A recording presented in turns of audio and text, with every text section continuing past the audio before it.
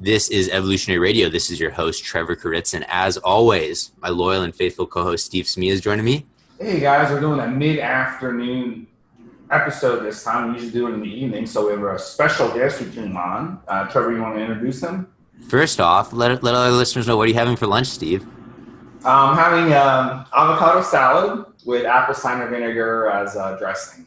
So that's my first meal of the day.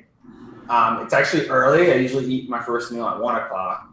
I ate it at 11 because we are doing a keto podcast. So in terms of that, that's my presentation. So those of you who can see us on audio, that is my avocado salad with apple cider vinegar. Great meal right there, guys. And that's how I stay so fucking lean. That's my lunch. That's my breakfast, technically. That's my breakfast. That's my first meal of the day. It's perfect timing because today is a Keto Q&A episode. Joining us is Alex Cunningham. Alex is a chemical engineer, and he's also one of the head partnership at Perfect Keto. So Alex, thank you so much for coming on the podcast. First off, tell your listeners a little bit about yourself and tell us about Perfect Ketone. Yeah, thanks so much for having me. I'm stoked to be on and honored that you make room during the daytime for me. But yeah, so Perfect Keto is started as an exogenous ketone company a couple years ago. There wasn't really anything great on the market as far as exogenous ketones. Like they were either like wildly expensive or had garbage ingredients. And so it kind of became our mission. Like it was selfish. Like we just wanted to make one that we would like to take ourselves. And the whole premise behind the company is that, like, you know, me and Dr. Anthony Gustin, he's the founder. I was one of his first hires, and we kind of, you know, had this very unhealthy past, like in our early 20s and stuff like that. And then we kind of got into, you know, finding out that like food could make you, could change the way like you feel. So we got obsessed with health and nutrition, fitness, things like that. We kind of moved into paleo, doing no carb and slow carb. And then we got intrigued by doing, you know, damn near no carbohydrates with the ketogenic diet. And once we like eliminated carbs and got below 30 grams and started just doing like the leafy greens and apple cider vinegar duo, you know, we started to feel outstanding. We were looking at each other like, holy crap, like this mental focus is phenomenal. And yeah, so we looked at exogenous ketones, and that's just a way to kind of boost your own blood ketone levels. It's kind of like a no-carb Gatorade. You might take it for the same reasons, but you feel a whole lot better than drinking a Gatorade. So that's how that started. And, you know, since then, it's taken off into MCT powder, collagen powder, a nut butter. We got bars coming pretty soon. And obviously keto's taken off. So it's been outstanding way to like reach a whole lot of people and talk about like the health conversation. So Alex, you're a genius. Just for our listeners, what exactly is a ketogenic diet? Like right now, keto is it's a very hot topic, right? Everyone's talking about it. Everyone at least has thought about going keto. But when something becomes a hot topic, there's a lot of misinformation. So for our listeners, can you explain exactly what is a ketogenic diet and who would benefit from it? Absolutely. So I'm glad you brought that up, that there's so much misinformation. Like I look on the internet now and it's just a ridiculous amount of keto information. And so I just feel bad for people that are starting out. Like, where do you freaking start? And the deal is it's not easy, but it's pretty damn simple. Like you just cut out carbohydrates except for leafy green vegetables. And you eat a lot of extremely high quality meats, and you know, fall in love with eating phenomenal food, and you keep all the fat. And so what happens is over the first few days, when you starve yourself of carbohydrates, you drain your your muscle glycogen to the point that your body starts metabolizing fat into ketones. So I like to think about it as just like there's two highways. There's, you know, you can metabolize starches into glucose and use that, and it kind of creates a blood sugar roller coaster. Or you can be fat adapted and metabolizing dietary fat and body fat into ketones. And with that, your blood sugar is just very stable. You have this outstanding like laser beam feeling of energy. But Alex, let me interrupt you there. Is there a website that we can go to? Because if you type keto diet, you get so many different websites. And some of them, I look at it and I'm like, wow, I can't believe they're actually saying to eat that for keto. That actually wouldn't put you in keto. So I mean, is there a trusted website, trusted book, trusted graph, trusted anything that someone can go online right now and look at, maybe on your website, with a list of foods that actually are keto? Steve, what the hell, man? Go on my website. I've got a 3-part keto series just posted. Didn't know that. TrevorDietCoach.com. I got probably a 50-page write-up on keto diets and a full sample meal plan. But Alex, there's always room for more information. Is there a website that you would recommend? Totally. I mean, shoot, I got to check yours out because that sounds dynamite. Like, folks just want to know, what the hell is the keto diet and how exactly do I eat to start it? Like, tell me exactly what to eat. So it sounds like a, awesome resource you put together. There's a lot of people doing like very good things out there. I'm super proud of our website. We've tried to, cater it to exactly what folks are looking for as far as a guide, just how to get started, grocery shopping lists and things of that nature. So that's www.perfectketo.com. But there's awesome books out there. There's the Art and Science of Low Carbohydrate Living by Dr. Stephen Finney and Dr. Volek.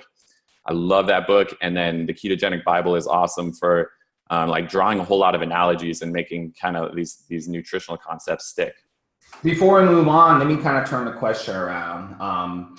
Is there foods that are considered keto that the YouTube gurus say are keto, but are actually not? Let me turn it around and ask that. Instead of, because like I said, you go on YouTube, you watch these videos from these gurus, and they're putting out so much shitty information on a day-to-day basis, and they have 150,000 followers, but they're putting bullshit advice out there. So what are the foods that are bullshit that aren't really keto?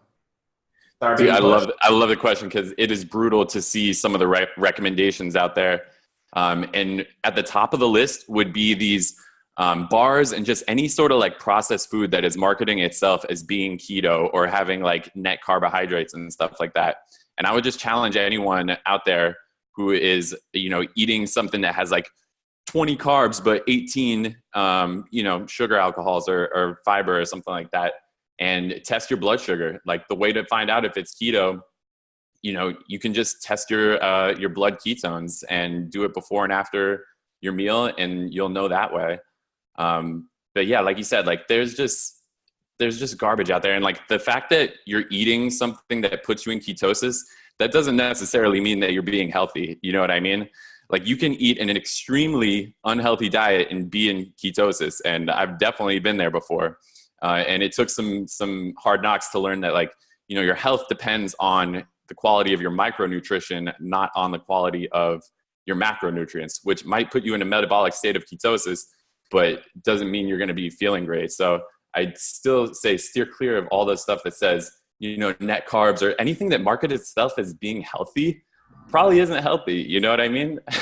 Alex, I'm gonna drop some science here for you. So if you've ever read, like a protein bar, and it'll have like 25 grams of carbs, but then 20 grams will be fiber. So it'll say only 5 grams net carbs, keto friendly, something like that, right? I'm not going to say the name of the company producing these bars, but it starts with a Q, and it's pretty popular. You can buy them at GMC, Popeyes, or anything. So they use something called isomaltoisoachlorides as the fiber source. It's abbreviated as IMO. If you look in the label, it's in pretty much every single protein bar. So what they did is they took this carbohydrate, they exposed it to salivary amylase, and because the salivary amylase didn't digest the carbohydrate, they're like, boom, it's a fiber, we're rocking, right? The thing is salivary amylase, that's the amylase in your mouth. Only 10% of carbohydrate digestion occurs in your mouth. As you know, Alex, most carbohydrate digestion occurs in your small intestine, right? So when they took that same carb and they exposed it to pancreatic amylase, the amylase that gets digested, that gets released into your intestines, it digested the carb. So they're using false information here. They're basically saying, like, look, we exposed it to amylase, it didn't digest it, it's a fiber. But that's not true, because if it actually goes into your intestines, which is going to happen if you eat it, it's going to be digested. So it's exactly like you said, is people are buying these protein bars thinking like, oh, there's only 5 grams of net carbs. You know, as keto, I can keep my carbs under 30 grams and I'm rocking. But they're actually getting all of those carbs. So it's a whole freaking marketing BS. And that's the problem, is there's different regulations when it comes to supplements versus food labels. So if they put on the food label, if they put on the bar that it's a supplement, they're allowed huge variations with labels, right? It's kind of like they can put amino acids in their product and say they're non-caloric, but as you know, an amino acid and protein is basically the same thing. So it's, yeah, all those keto-friendly bars, they're crap. Give them to a friend you don't like. I did not know that science, but that is fascinating, and I totally believe it, because I've tried all the bars, I've tested my blood sugar, and it spikes the crap out of it. It's been a year-long process working on our own bars, trying to make it something that is truly keto-friendly, and we would eat ourselves on a ketogenic diet. So I'm glad you just aired that all out. Do you have a blood glucose monitor? I'm sure you do. They're not expensive. I do. I have it in my backpack. I travel around and people look at me like I'm crazy. I'm a horrible person because I got one and my insurance actually covered it because they thought I was diabetic when I submit the receipts. To be fair, I didn't lie. I just submit the receipts and they assumed I was diabetic, so they paid for it for me. But what I did just to prove one of my clients, because they were arguing with me, they're like, no. These, I'm just going to say it, whatever. If Quest throws a brick through my window, that's cool. I'm like, these Quest bars are lying to you on the label. And this person was like, no, they can't do that. So what I did is I took a Quest bar, which has 200 calories, and then I took a chewy granola bar that also had 200 calories, right? So basically I took a Quest bar, and then I took a granola bar. Same amount of calories. And what I did on Monday, I woke up, tested my blood glucose, ate that bar. Half an hour later, I tested my blood glucose again. The following day, I did the exact same thing. The test results were pretty much identical. Like it was like 3 grams of glucose difference. That's insane. So it's just like candy. You might as well just go eat an oatmeal to go bar or a granola bar or whatever. That shit makes me feel like crap, man. I can tell you, regardless, I mean, those Quest bars make me feel like shit. I don't know how people eat them. My question is, like, what about ketone strips? Like those ketone strips you buy from the drugstore, will those give you any sort of accuracy as far as if you're pissing out ketones? That's a great topic. I think the P strips are a valid way to test, like in a binary fashion, if you are in ketosis or not for the first couple of weeks. Because the ketone that you really care about is beta hydroxybutyrate in your blood. And you're excreting ketones that are not beta hydroxybutyrate in your urine. And they're basically happen as a byproduct. So it's an effective way to see, like, yes, I have an excess of ketones for the first couple of weeks. But then what happens is your cells start getting with the program of, oh, okay, I'm going to be running on ketones. And so what they do is they upregulate the metabolic machinery, which is, the mitochondrial density and mitochondrial efficiency. And they upregulate things called monocarboxylic acid transporters, which basically enhance the ability for your cells to use ketones. So people get extremely discouraged, like in week 3 and week 4, when they're peeing and it's not purple, and they're like, oh my God, am I doing something wrong? I don't know. But I feel great. And, I'm still losing weight, but I must be doing something wrong. And that's definitely not true. Like, your body's just getting adapted. And I've definitely tested my blood versus, done the P strips back to back. And sure enough, like, I was at my normal, 0.8, 0.9 millimolar blood ketones and showing nothing on the P strips. So after the first couple of weeks, I say ditch it, invest in the P strips. If you're doing keto, it's the best, $80, $100 that you'll spend, and it'll make you feel a whole lot better. So you're gonna the blood test, you're gonna have to prick your finger, right, to do that? Yep. Okay, so that's all. They haven't invented something better than that yet, huh? What about artificial sweeteners? Because this is something that I've kind of went back and forth on, and I'm not 100% sure, but I always err on the side of caution. I've read Dr. Jason Fung's book, and he is basically not a fan of artificial sweeteners, even stevia. because he thinks that that will actually kick you out of ketosis or out of a fast, because the body, the brain thinks one thing or another. And we've had guests on this podcast, some of Trevor's holistic doctors that he brought on, who also say the same thing. What's been your experience with artificial sweeteners? I feel the same way as you. Like, I feel extremely skeptical of every single sweetener. I felt the same way about stevia. I don't know the answer about kicking you out of a fast, but I can certainly imagine that if your body's like tasting all this sweetness, it's going to start anticipating it needs to metabolize sugar. So I can totally see that maybe it would kick you out of a fast. However, with stevia, like, we have stevia in most of our products, and we like rigorously test ourselves before, during, and after, like 10, 20, 40 an hour. And they definitely do not, hinder our ketone levels. So I've found to be comfortable with stevia, but besides that, I just steer clear. Like, the sugar alcohols, they make my stomach feel awful. If there's artificial sweeteners, I know I'm probably eating a processed food, so I'm probably in the wrong situation anyways. So so Diet Coke is definitely out of the question, but something with a little stevia would be okay, is what you're saying. 100%. Like, there's just so much literature showing that aspartame just screws with your gut so much that it affects your normal ability to metabolize glucose. And so it makes when you do eventually eat real glucose, it's going to make it more likely to be stored as fat or not cleared from your bloodstream.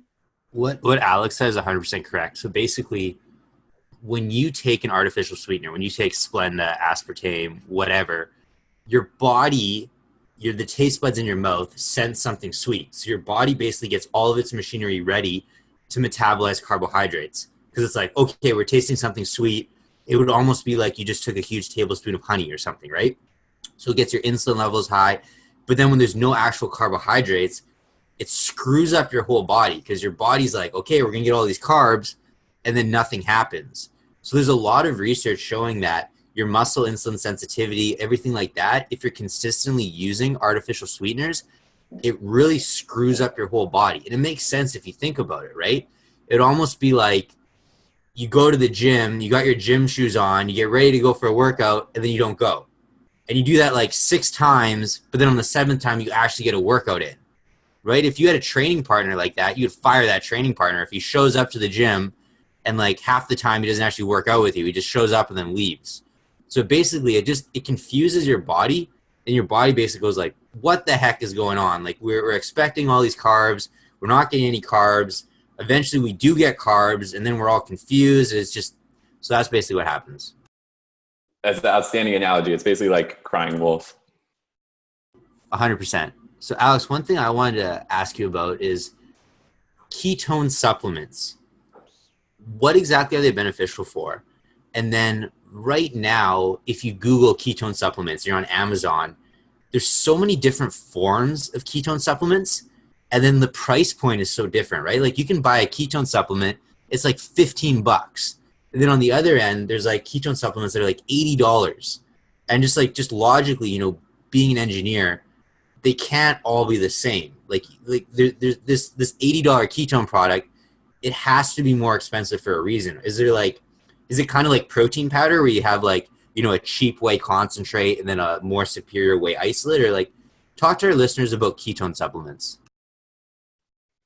Absolutely. So this is kind of where we got into the fold, was because a couple of years ago, there was only a couple products. Well, let me back up. So the purpose of why you might take exogenous ketones is to raise your ketone levels. And so in the first couple of days, you're definitely fighting the keto flu. Your body doesn't have ketones. It's not used to producing it, because for someone like myself, I've been, eating carbs for every single day for 30 years, and my body's never had the stimulus to break down fats into ketones. So it's a rough first couple of weeks. And so you might take ketones to be a Band-Aid to bridge that gap, and it'll artificially raise your ketone levels for a couple hours at a time. So I like to think of it as a little ketone Band-Aid that'll get you, over that bridge to where you want to be, which is probably nutritional ketosis.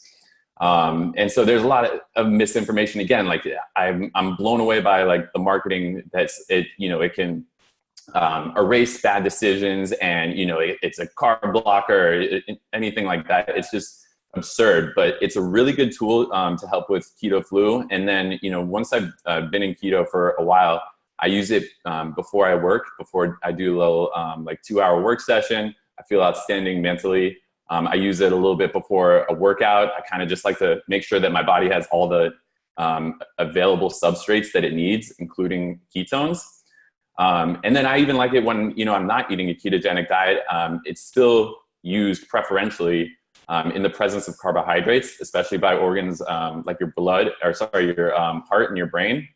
So you feel this sense of well-being, you feel this heightened sense of mental clarity. So I think they're just like a dynamite, supplement that is just not very well known yet. It's not ubiquitous like protein, but like with protein, there's awful quality protein, and then there's high quality protein. And so what you really want to look for is the amount of beta-hydroxybutyrate that is in the product, because that's the active ingredient. That's the thing that's going to raise your blood ketone levels. And so, when we first got into the market, there was one good one. There was a good product out there, but it tasted so bad. We figured no one would ever eat this thing because it just tasted so bad. And it was also insanely high priced. And then there was this other leading product, but it had a proprietary blend and it wouldn't share, how much BHB is in it. And it's still like that. And, shady stuff like that happens throughout the supplement industry. And you got to be pretty wary. There's also these things called raspberry ketones, which are technically have the chemical structure that, meets the standard for a ketone, but it's not beta hydroxybutyrate. It's not going to be doing anything for raising your blood ketone levels. So it is kind of a minefield out there. And, the more I've gotten into this industry, the more kind of blown away I've been by just the shadiness of the supplement industry. One more last thing is that, I'm amazed by how little regulation there is in the supplement industry. Like there's things that we actually have to pay our manufacturers to not include ingredients like emulsifiers and flow agents, because what happens is, our products will gum up the machines more often. And so they have to slow down production and produce less units. So we have to pay extra money to keep it clean. Anyways, I'm done. You want to know what's amazing, Alex? So I formulate supplements for a living. It's one of the things I do. In Canada, we have extremely strict supplement regulations, right? We have to send bacteria counts. We have to send certificates of analysis. Every single ingredient we want to put in a supplement, we have to third-party test and send certificates of analysis in order to put that in our product. In the US, all you have to write is a little disclaimer that says, this product is not intended to cure or diagnose any disease, and you're allowed to sell it. It's absolutely crazy. That's remarkable. It's literally like in the US, anything goes. And you can put the most outrageous claims, and if you have that little disclaimer, you're allowed to legally sell it. So I could sell vitamin C. Like let's just say it was just vitamin C pills. And I could say, Trevor's miracle supplement will make your penis 3 inches bigger, will make you better looking, will make you attract more women, and add 5 inches to your arms. I could legally sell that in the US with that disclaimer. Damn, Trevor, we should start up our own supplement company. I'll be the guy. We'll make a quick million, we'll be done. So Alex, we just got a listener question for you. They want to know ketone supplements. Is this something you can use daily, or do you have to cycle off of them? Great question. And you can absolutely use it daily. I recently just went on a carnivore diet for a few weeks, and I cut out all supplements, and I missed dosing with these ketones. I usually do like a half scoop in the morning, maybe a half scoop in the afternoon, and half scoop during a workout. So I range from like 1 to 2 scoops a day. And I've kind of built up a tolerance to that. Sometimes it can cause like some stomach issues at first. So I'd encourage going slow at first and then finding whatever the minimum effective dose is for you and just kind of staying at that range. But you can definitely take it every single day. People are fearful that, if you're taking exogenous ketones, then you're going to be down-regulating your endogenous production of ketones, which is a valid fear, I guess, because there's certainly negative feedback loops in the body where, if you're giving your body a certain substance, it's going to take it down a notch as far as production. But fortunately, that's incorrect for ketones. And there's literature out there showing that the presence of ketone bodies will actually stimulate your cells to upregulate that metabolic machinery to accommodate that fuel source. So I always see it that, when I take ketones, I see a little bit of boost in my blood ketone levels for 30 minutes to 2 hours, and then goes right back to my baseline and never goes below. So here's my question, Alex. I know Trevor wants to follow up, but here's one of our user questions, and I'm kind of gonna mix it into what I want to ask you.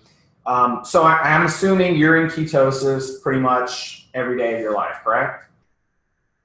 Except when I travel. Okay. So, and how long have you been doing this? Like 2 years. Okay. So, you look like a really fit, lean guy. So obviously it's working for you. Tell us on a daily basis, what is your diet look like? Are you sticking to 3 meals a day spread out, like morning, lunch, dinner? Do you intermittent fast for half the day, then do lunch, dinner? What's your daily diet looking like as far as meal timing and meal frequency? It's awesome. I'm always tinkering with, how I eat throughout the day. I usually kind of go and I'll do a certain thing for a week and then change it up and do another thing for a week. But for a long time I woke up with the bulletproof coffee, the high fat coffee in the morning. And right now I'm digging the intermittent fasting where, the previous day I'll stop eating around 6:30, 7 o'clock.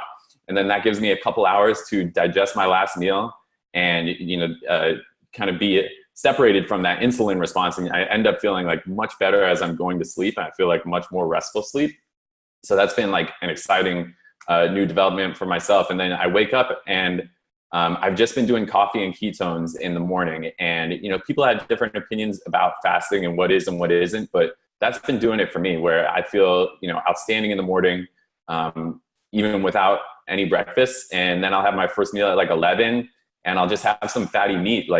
We went and just bought a quarter of a cow here in Austin, Texas. And, I'll just eat some ground beef or I'll eat some salmon that I cooked up in the sous vide, maybe have some leafy greens or something like that. But when I break that intermittent fast, it's pretty it's just fat and protein. I don't dive into much carbs because I'm usually working during the day. And then pre-workout, I've been really digging doing a mixture of some MCTs, some creatine, a little bit of carbohydrate, 10 to 15 grams of carbs, and some ketones, and some collagen proteins. So I like to make sure my body has everything that it needs. I wasn't really digging working out fasted. I felt kind of drained.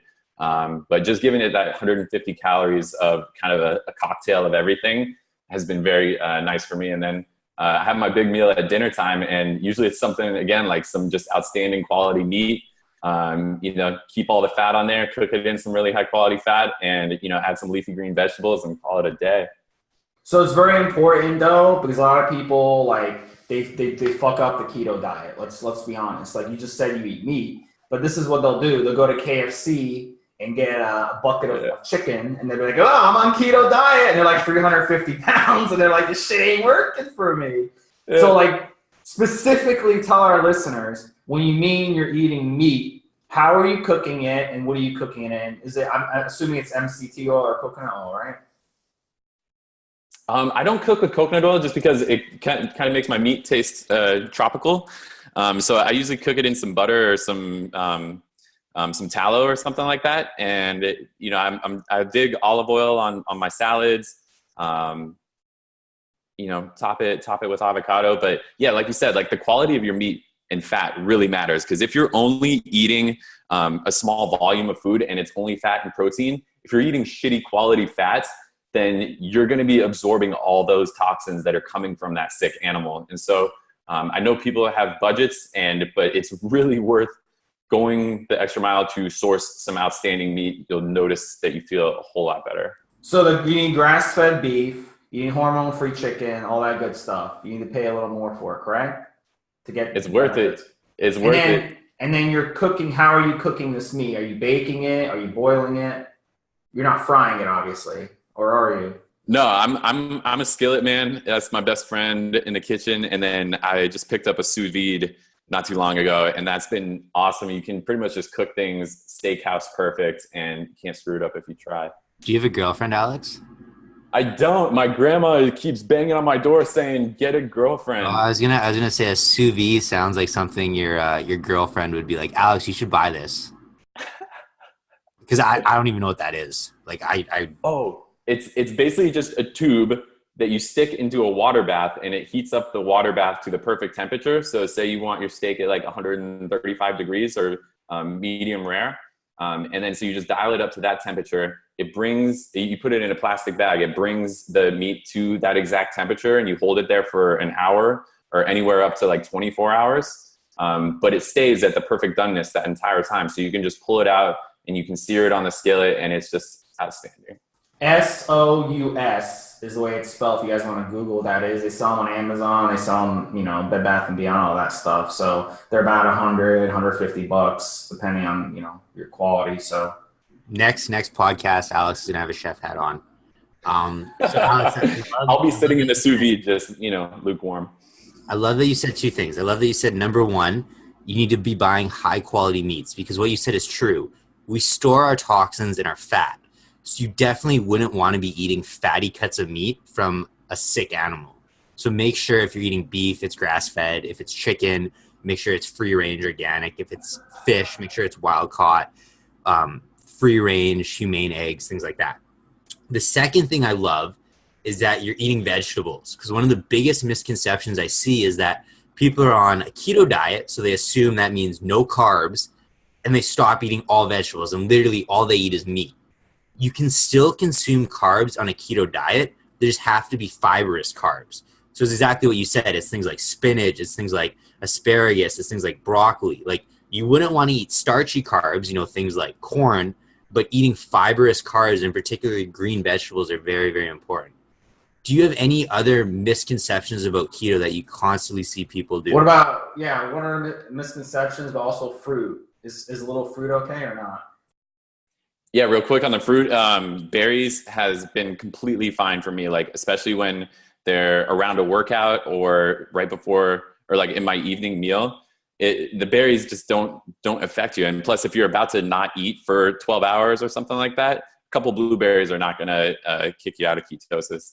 And then as far as a misconception, I think there is some outstanding literature coming out about protein on a ketogenic diet. Like, one of the big things you hear is, don't eat too much protein, it'll kick you out of ketosis. There's this thing called gluconeogenesis where, your body has the capability to convert protein to glucose within the body. And that is true. Like that process exists, but it exists whether you're in ketosis or not. And it happens more on a demand basis rather than a supply basis. So it's not like if you eat, if your threshold is 120 grams of protein today and each day, and you eat 125 grams, it's not like those extra 5 grams get converted and zapped into gummy bears within your body, and then you're all of a sudden out of ketosis. It's things like stimulus, like exercising, are things that will cause your body to make glucose within your body, and thank God it does. Like, that's why when we go on keto, it doesn't drop your blood sugar to 0. It just stabilizes it because it keeps manufacturing the amount that it needs. So I would encourage people who are getting into keto to, get comfortable testing the upper limits of protein, because you're going to feel a whole lot stronger and maintain more lean body mass with an increased protein intake. So everyone's fearful of, that protein limit. I'd say test it out for yourself and lean into it. Also nuts. Here's the problem. My dad's a big nut eater, and then I'll go, like, he buys those Planters nuts, and I'll go look at the label, and it's got like soybean oil. It's got all these fillers. It's got like 20 ingredients in it. And I try to explain to him, like, nuts. I'm not against nuts. I eat a lot of nuts. Nuts are a big part of my diet. But I'm like, you got to get the raw nuts, and that don't have anything in it. So is that another mistake that people make in keto? They're eating, like, if they want to eat nuts, they're getting the wrong nuts. They're not getting the raw nuts. So glad you brought that up, because roasted nuts are generally, roasted with vegetable oils, and vegetable oils are incredibly toxic to your cells, and they basically set off a zombie apocalypse oxidative stress within your body. And so you're really harming yourself more than, any benefit that you're getting from the nuts. So like you said, source raw nuts, and unless it says it's roasted with, a specific oil that is not. Another big one is beef jerky. All the time I see people eating beef jerky and they're like, bro, it's meat, it's keto. But I'm like, have you ever read the ingredients on beef jerky? They're like, why? What do you mean? I'm like, go read the ingredients. The second ingredient is going to be sugar or high fructose corn syrup. But I don't want to blame the victim, because I think we do this too much. I mean, in the fitness community, we always blame the victim. I blame the companies. I blame the commercials. You don't see raw nuts, a commercial for raw nuts, but you damn well see commercials for Planters nuts or those other nuts that you buy from the gas station. So, I mean, people really have to educate themselves, but also you can't just blame the victim and be like, oh, the victim is stupid, for doing this. I blame the media and the advertising and the marketing, because it does work. People are naive, Absolutely. And companies certainly have the means to make a product that is healthy, especially with beef jerky. There is no need for there to be sugar in it. Yes, that can help, cure the beef, but the reason they use sugar is because it helps hold as much water as possible, so it makes the beef jerky look plump and desirable. But there's absolutely no need to have sugar in beef jerky. I agree with you, Steve. All three of us are very educated when it comes to nutrition, but the average person is so confused because there's so much information out there. They don't even know where to start, right? So let's say someone's a little bit overweight and they're like, hey, I'm gonna start taking care of myself. I'm gonna lose some weight. I'm gonna get in shape. So they go to a bookstore and they buy a magazine, right? They buy a Men's Health. The first article is on keto diets. The second article, it's on carb cycling. The third article, it's on intermittent fasting. The fourth article is on paleo.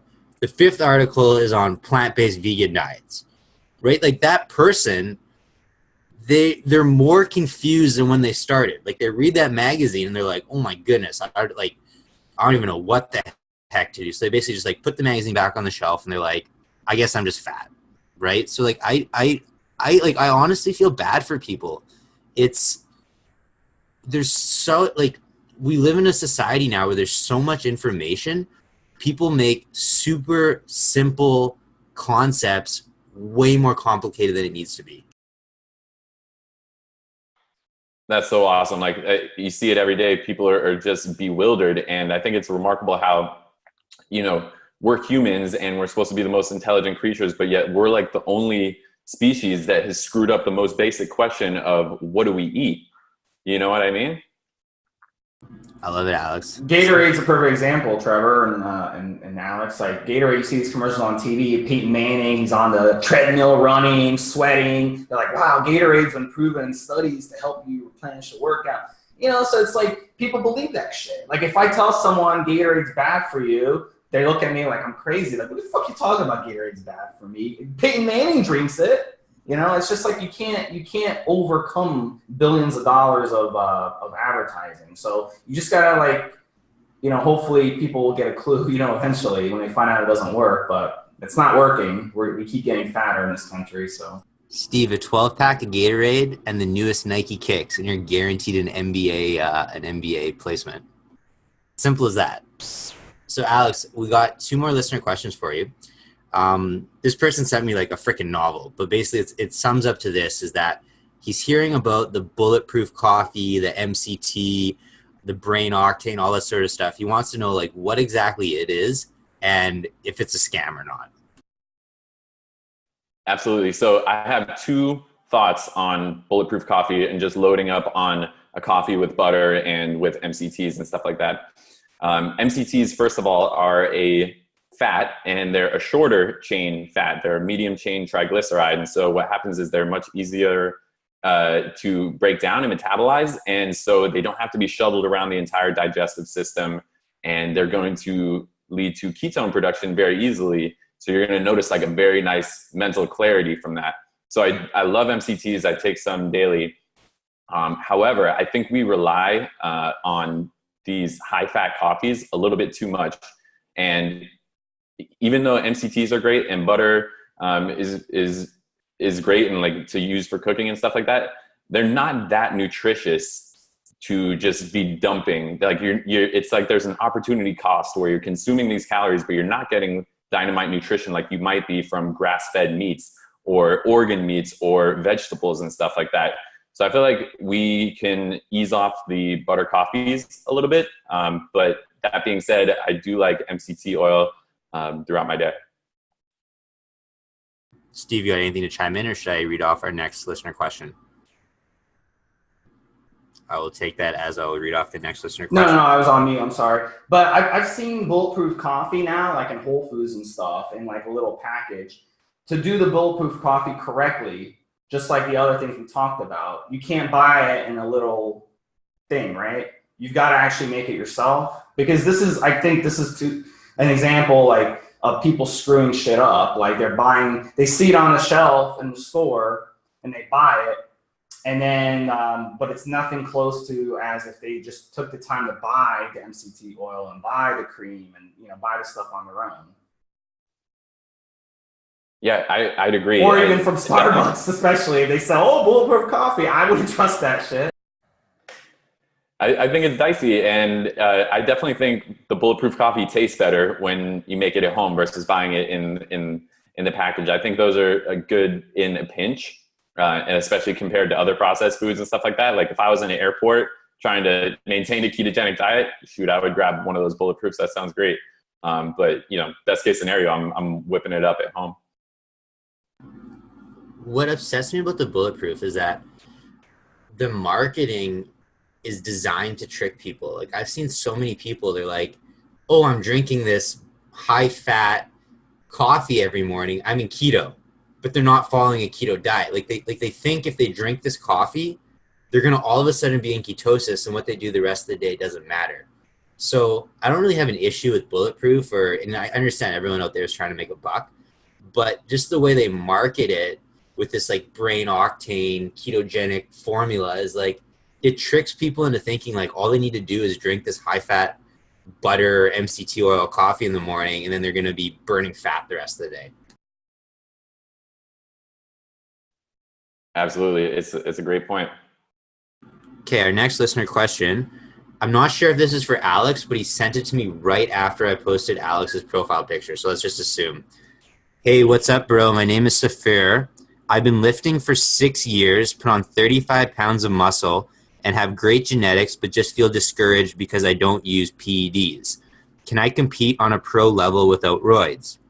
I see all the guys get gynecomastia at my gym from using for years. In Hawaii, it's a widespread thing. Hardly any natural lifters make it past a year or two. By the way, I listened to your podcast and subscribed. Wait, I don't have a great answer. Can you rephrase the question? He basically wants to know, can you become a professional bodybuilder without steroids? It doesn't really have anything to do with keto, but... I don't know. Well, tell us, Alex, in your situation, were you overweight previously? And because you look pretty fit, I can't really see if you have abs or not, I don't know what. But did you go from being like kind of average guy to like extremely fit because of the keto? So is it possible for someone to get on a really solid keto diet, shred up so they can compete, or is the keto diet not as magic? It's not magical? Yeah. So my story is I was back when I was 23, 6 years ago. I was like hopelessly addicted to drugs and alcohol, and I ended up getting clean back in when I was 23, and that's when I started getting into getting healthy. So that's when I went from being a fat mess to kind of getting in shape. And then I've always just kind of been in good shape since then, like doing whatever style of eating you want to choose.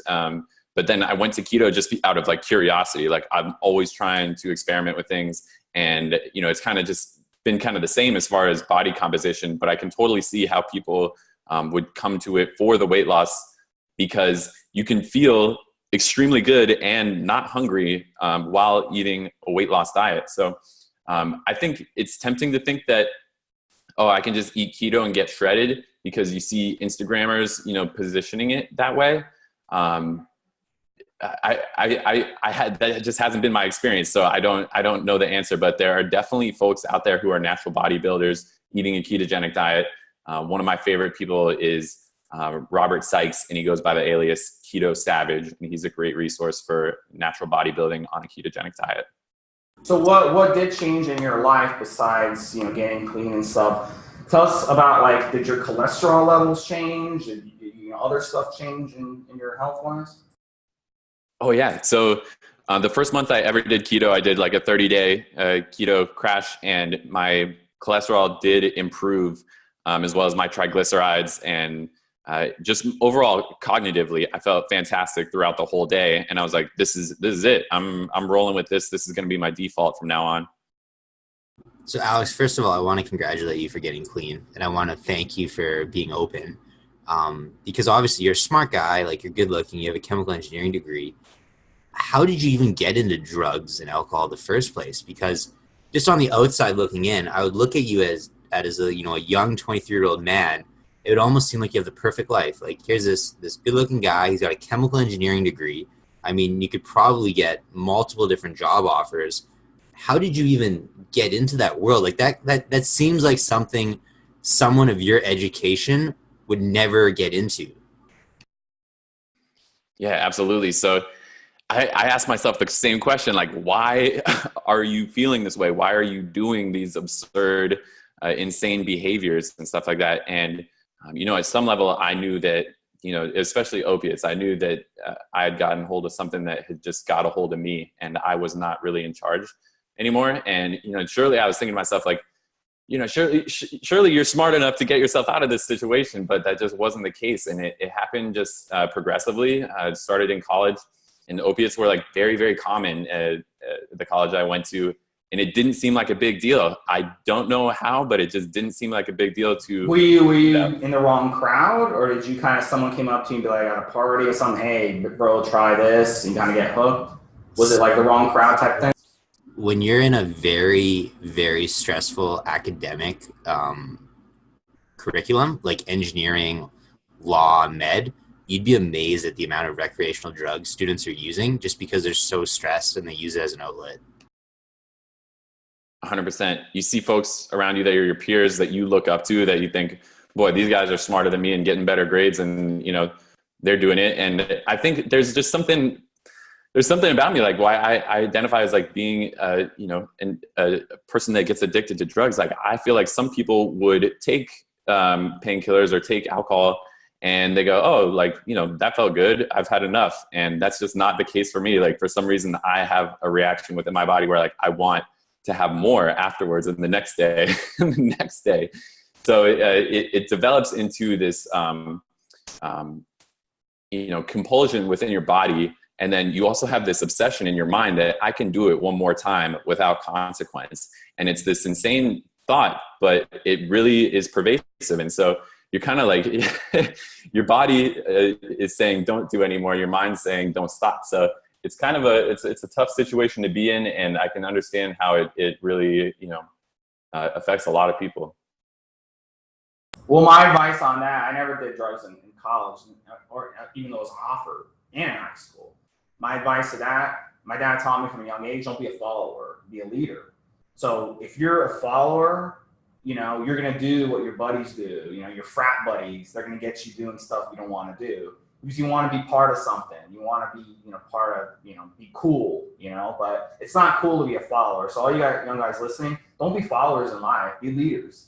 You know, if that guy offers you something, be like, no, and then just walk away. That's it. And they'll look at you like, wow, this person is fucking a leader, you know, and they will be upset at you for not accepting it because they want you to be depressed like them and have to use drugs and alcohol to get yourself up. So that's a way to kind of combat that. Just remember that. Don't be a follower. So I have a question for you, Alex. Would it make sense to get into ketosis? A quicker way to get into ketosis, to fast for a day or two and then jump into the keto diet to kind of get a leg up on it? Because I noticed, because I do prolonged fasting, and I noticed like after 1, 2, sometimes 3 days, but usually it's like 1 or 2 days with me, I'm in ketosis. I'm pissing ketones after the second day. So would that make sense? Or is it something where you should just start the diet and then how long would it take to get into ketosis?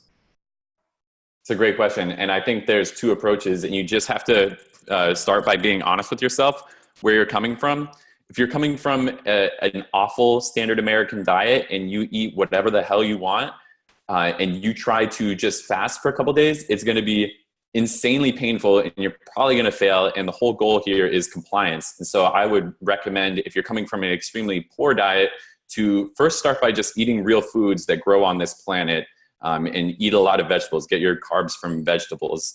And then, do that for a couple of weeks, pretty much go the paleo low carb approach, and then dive into a ketogenic diet. And, just that discipline you will have acquired from a couple of weeks of just eating real food will serve you very well. That being said, if you have been eating a pretty clean diet and, you're feeling good, I say just go for it. And fasting is definitely the fastest way to get into ketosis. Anything that you consume is going to hinder your progress towards ketosis. So it definitely makes it easier to just dive in. But I'd say if you're really coming from a tough spot, be easy on yourself and come up with like a 2-week plan. So how long would it take if you're coming from a shitty diet and you go into ketosis? How long would it take to start pissing out ketones, like at a decent level? Week, 2 weeks? Yeah, if you went from a shitty diet straight to eating a ketogenic diet, it would probably take 3 to 4 days to start peeing ketones, but it would take much longer to start feeling good. Like you might still feel shitty at 10 days, and then, around that time, that 1 to 2 week period, you start feeling a little bit better, and it might take 4 to 6 weeks before you really feel like you're clicking on all cylinders. So in that sense, it's very discouraging to some people because it sucks. That feeling sucks. And, but on the other side. So can you be specific? A lot of our listeners might be out of shape. They're fat. They want to change, their physique and everything, and they want to try keto. So what are things that they're going to have to try to get over? Is it a craving for sugar, craving for carbs, craving for McDonald's? What is the things that you have seen from people? Absolutely. I think it's not too dissimilar from the feeling of craving a drink or a drug. It's like, oh my God, I'm feeling uncomfortable. How do I change the way I'm feeling? And one of the ways we do it is with food and things that are hyper palatable, like McDonald's, or like anytime that you combine fats with sugars, that's a way to just put your brain at ease and light it up like a Christmas tree at the same time. And so you got to just kind of recognize that craving for what it is, and the fact that you're just trying to, cope with feelings, really. And it's tough sometimes because there's social pressures. You feel like, people are judging you because you're trying to be healthy. I have a quick story. I have an aunt who is outstanding at giving up all sweets for Lent, 40 days. She could do it perfectly, feel no cravings, because she is always saying, yeah, I'm giving up sweets for Lent. But if she tries to get healthy and not eat sugar, just because she wants to get healthy, she struggles mightily to just tell people, yeah, I'm not going to eat that dessert. I'm trying to be healthy right now. So it takes a lot of courage to get healthy, but I would encourage you to, get comfortable and do healthy things in a social setting, because what's really happening is you're inspiring everyone around you. Alex, I really, really want to thank you for coming on this podcast and being so honest. I just listened to a TED Talk. So what a TED Talk is that's when a professor showcases some of the research they're doing. And in this TED Talk, they showed a brain scan, and it showed someone taking a hit of heroin, and it showed someone consuming a Coke, like a regular Coke that's full of sugar. The serotonin release was identical, which basically allows you to extrapolate in saying that sugar is just as addictive as recreational drugs. And one thing me and Steve, we really try to do on this podcast is we really try to keep it real. And you're a great example. Like you're a good looking guy, you've got a great education, and you fell down a bad path. About 10 episodes ago, we had Antoine Vaillant on, who was one of the best bodybuilders in the world. He won his pro card at a very young age. He got picked up by all the magazines. He was on the cover of every single magazine. People were, basically predicting him to be the next Mr. Olympia. he did the same thing. He got into drug addiction. Right? So this can happen to anyone. And most people listening to this podcast are struggling from some sort of addiction, whether it be gambling, pornography, substance, something. One of the best pieces of advice I can give people, this is exactly what you did, Alex, is channel that stress, channel that negative energy into something productive, like going to the gym. And that's exactly what you did, Alex, is, you found this ketogenic diet, you found a new lifestyle, you found a new diet approach. Now when you're stressed, now when you're having a bad day at work, you get in a fight with a coworker, a fight with a buddy, you're channeling it into your workouts. So I really appreciate you coming on this podcast, Alex, and having no filter and being so genuine. Your website is perfectketo.com. Is that correct? Yes, indeed. That's the place. Perfectketo.com. Alex has been nice enough for all of our listeners. If you use the coupon code Trevor, it'll save you 20% off your entire order. What are some of your favorite products on Perfect Keto? Give us a plug before we finish off this show here. My favorite topic. They're all my babies. However, I love on my day-to-day, I do the MCT oil powder. I prefer it to the oil just because it's more convenient and I can just take it anywhere. And this salted caramel just came out and it's phenomenal. So that's my highest recommendation. The exogenous ketones, this is the peaches and cream flavor. I dig that, just like heavily diluted in ice water, and I just sip on that. And then one of my new favorite products, which is coming your way, Trevor, is the Keto Nootropic. So that's a blend of herbs and amino acids and caffeine and BHB and a whole bunch of other things. But I just take a quarter scoop of that in the beginning of my day, and really helps me feel great. And Alex, you're located in Austin, Texas, right? Yep, just moved from San Francisco. Okay, any females listening to our podcast? Alex is in his mid-20s. If you'd like his contact info, you can send me a DM. I'll be the screen man, so I'll make sure that they're not crazy and they don't have like 100 cat photos on their Instagram. And if they seem cool, I'll send them your way. Yes, all right. He can take you to Whole Foods. That's where Whole Foods was founded, Austin, Texas. You guys must have a hell of a Whole Foods there, huh? Yep, and we can make fun of the hot bar that still serves with canola oil. Yeah, I know, right? That doesn't make any sense, but hey, it's got to taste good, right? The kids won't eat it if it doesn't taste good. I'm in Canada. We don't have, we have Whole Foods in a couple provinces. We don't have them here in Winnipeg yet. You know what? I stopped eating their hot food bar. I just make everything on my own. I mean, like you said, there's shit you can buy. Just learn to cook. I mean, everything's at your disposal. So no reason to get the hot food bar. Do that to lazy people, For your host, Trevor Kouritzin, for my co-host, Steve Smee, and for our special guest, Alex Cunningham of perfectketo.com, this has been another episode of Evolutionary Radio. Live your life. Look good doing it. Thanks for listening.